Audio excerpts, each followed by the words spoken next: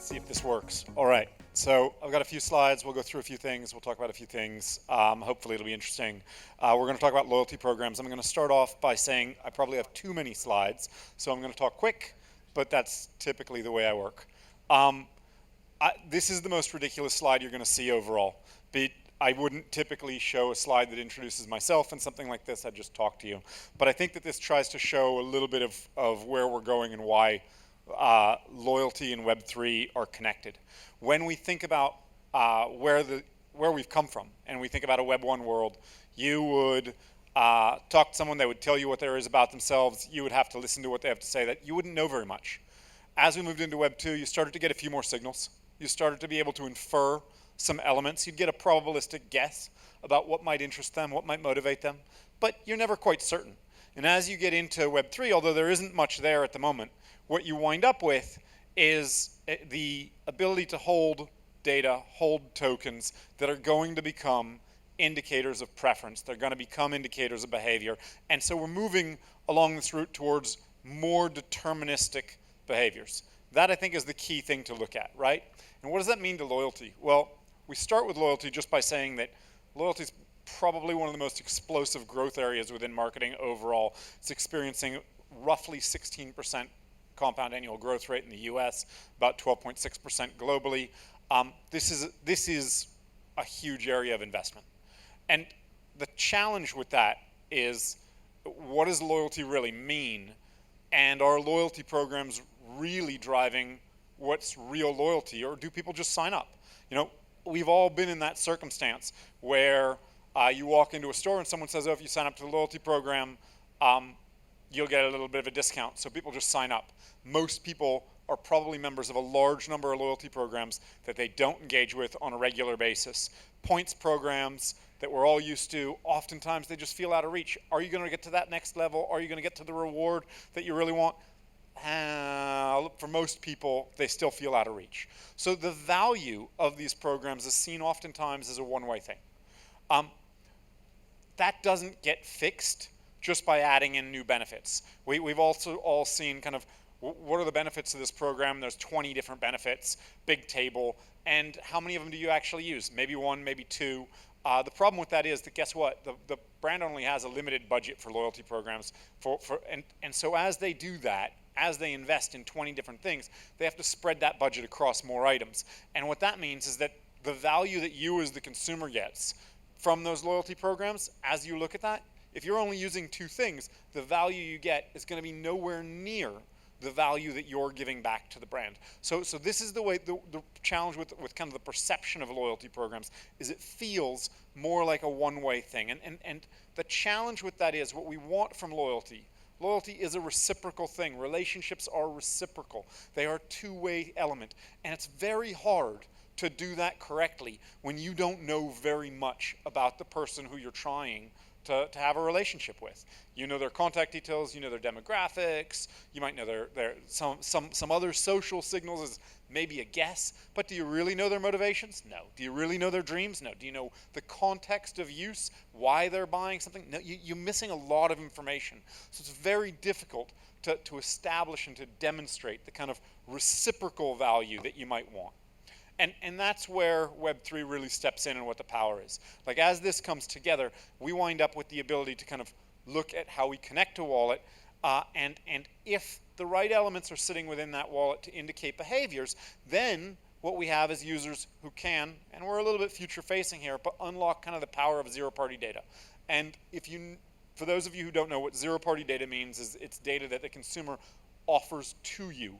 It's volunteered to someone so that they can actually use it and know even more. And this is where we really have the power to unlock through relationships and through Web3 loyalty programs. What that means is that we can learn more about the consumer up front, so we can kind of build aligned interests.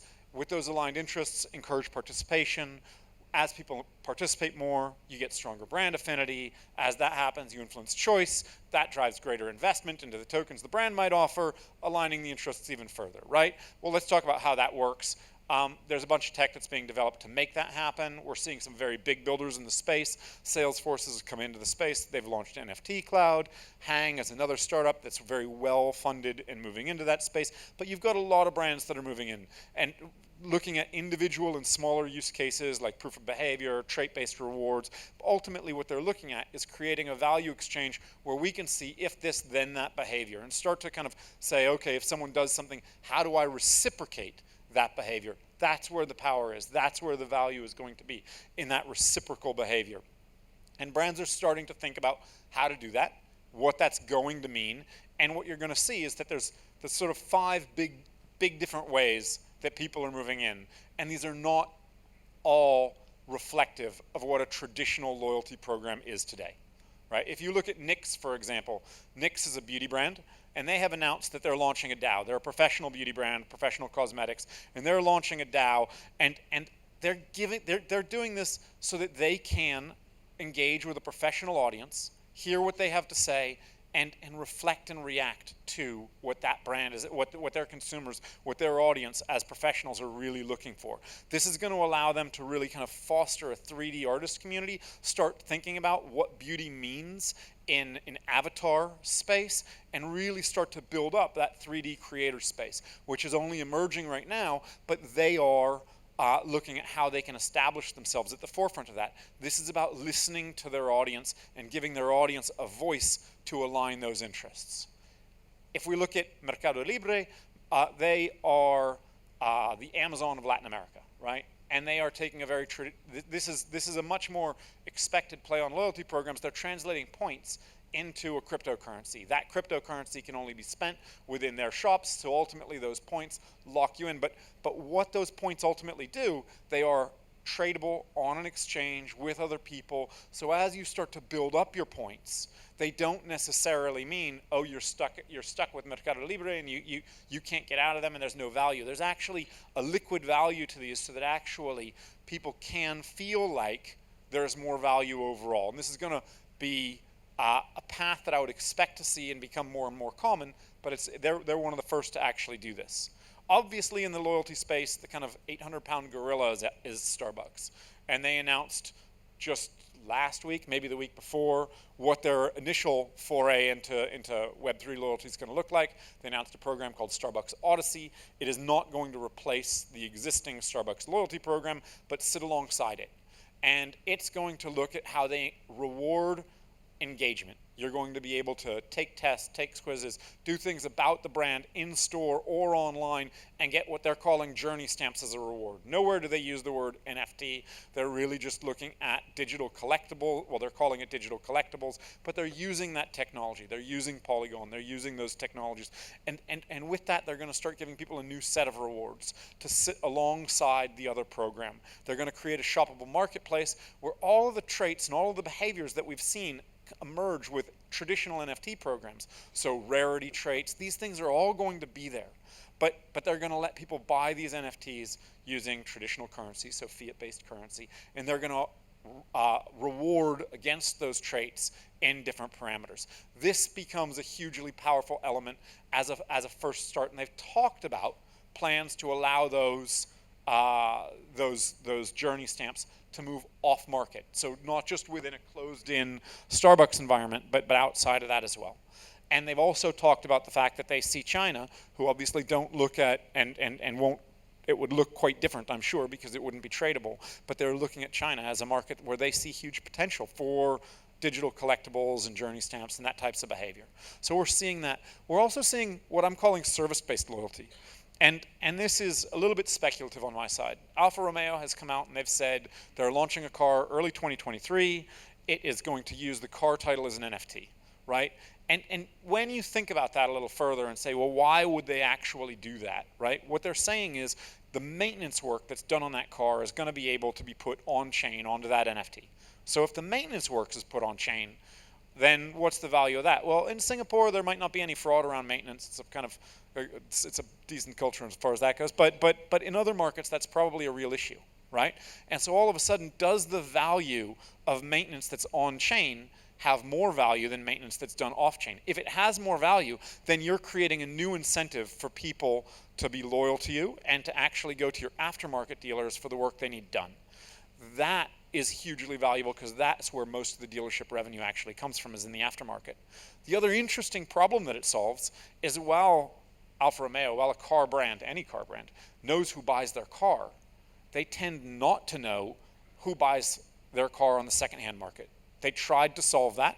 They've created kind of certified used programs to try to get their car dealers to know and build those relationships. But that's still a very small portion of the used car market. Most of the used car market is something they're blind to.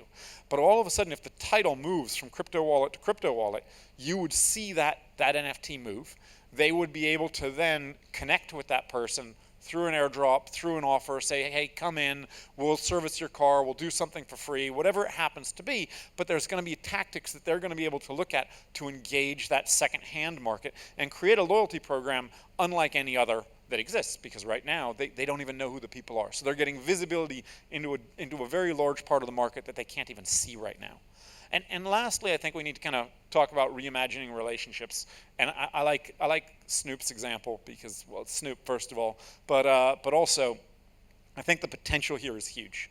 So he bought Death Row Records, said, I'm going to launch an NFT record label.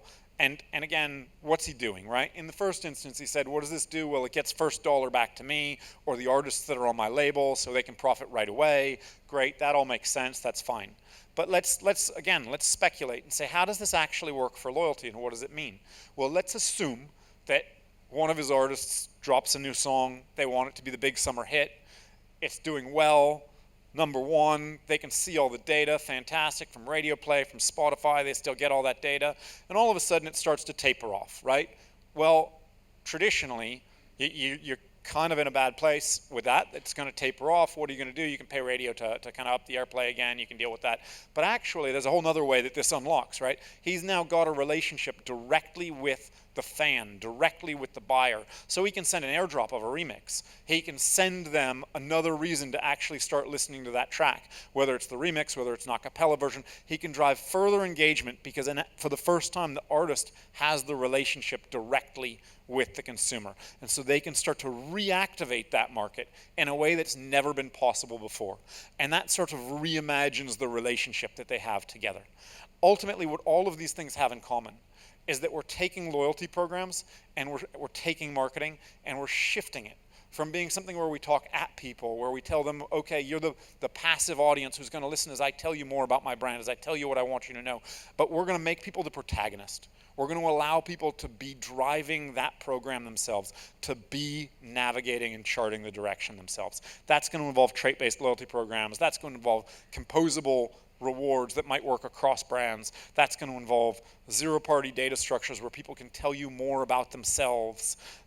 But ultimately, this is the direction of travel as this technology evolves, and that's where the power is going to come from allowing people to be the protagonist. And so when we think about an NFT purchase, right, we shouldn't think of this as the start of a journey or the end of a purchase. We should think of this as the start of a longer-term relationship, right? That relationship's going to involve many different facets, but they are the facets that are inherent to real relationships. Listening, engaging, reimagining, being there together. These are the things that are actually part of our day-to-day relationships, and what Web3 unlocks is the ability to bring that to the relationships that brands have with consumers and drive that reciprocity. And with that, we can drive real, tokenized brand loyalty where we can listen to align interests, where we can reward and encourage participation, where we can engage to reinforce affinities, service to influence preference, and ultimately enhance our connection by reimagined communications. And with that, I'll say thank you. If you have any questions, great. There's a lovely little QR code. If you like what I have to say, you can kind of follow me there. There we go. I still have 55 seconds, but any questions? There we are. Thank you very much.